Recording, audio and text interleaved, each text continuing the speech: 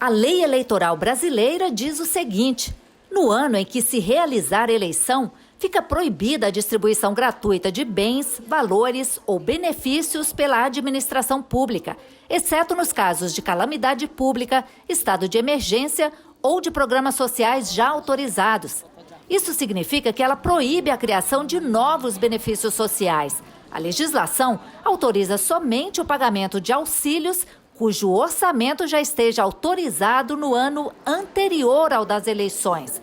É uma forma de evitar medidas eleitoreiras que possam prejudicar a isonomia e beneficiar candidatos que contam com a máquina administrativa na campanha.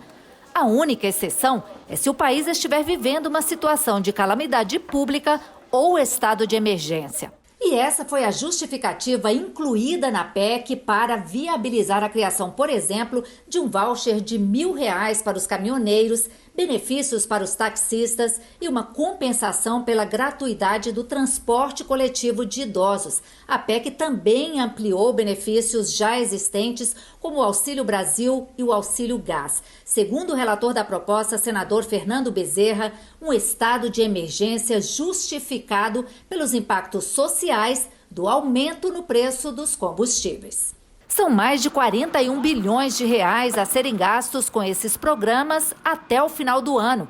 Valores que ficarão fora das regras de controle fiscal, como o teto de gastos e a Lei de Responsabilidade Fiscal, que exigem compensação por aumento de despesa e renúncia de receita. Esse consultor do Senado alerta que, em termos fiscais, as medidas representam despesas expressivas para o governo. Em termos fiscais, as medidas aprovadas representam despesas expressivas para o governo e a conta terá que ser paga em algum momento.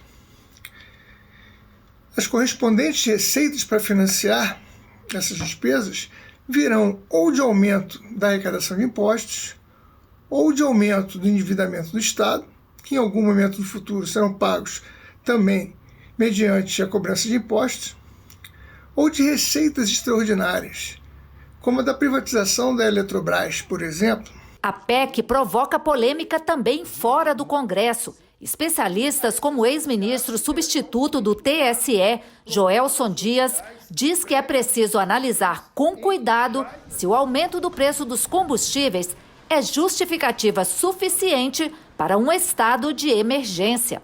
Precisa verificar se o preço dos combustíveis não cria artificialmente esse estado de emergência que, porventura, poderia abrir uma brecha para que a administração pública fizesse uso da máquina, o que é vedado pela legislação eleitoral nos termos do artigo 73, que proíbe algumas condutas justamente para garantir a igualdade de oportunidade entre os candidatos durante as eleições. Eventual judicialização da PEC decorreria desses aspectos, eventual desvio de finalidade da medida em ano eleitoral e a não observância do princípio da anualidade, evitando-se assim utilização casuística do processo legislativo. O cientista político Rafael Favetti avalia que a PEC deverá ser aprovada maciçamente na Câmara, como foi no Senado, até porque a oposição ficou de mãos atadas com relação ao conteúdo da proposta.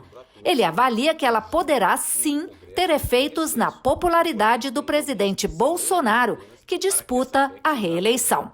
Acredito que a PEC será aprovada maciçamente na Câmara dos Deputados, até porque a oposição fica com mãos atadas contra o conteúdo da PEC, que concede benefícios a determinadas classes brasileiras, como o aumento do auxílio gás, como o aumento do Auxílio Brasil e também para determinadas categorias, como motoristas de táxi e motoristas de caminhão autônomos. O fato é que a PEC tem o eixo central a demarcação de estado de emergência e, por isso, altera significativamente limites tanto da legislação eleitoral quanto da Lei da Responsabilidade Fiscal para este caso em específico.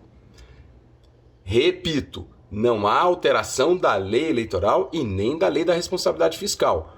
O que há é a classificação do atual cenário como cenário de emergência e Por isso, as limitações das leis eleitorais e de responsabilidade fiscal não se aplicarão neste caso, nem tampouco as questões de limite orçamentário.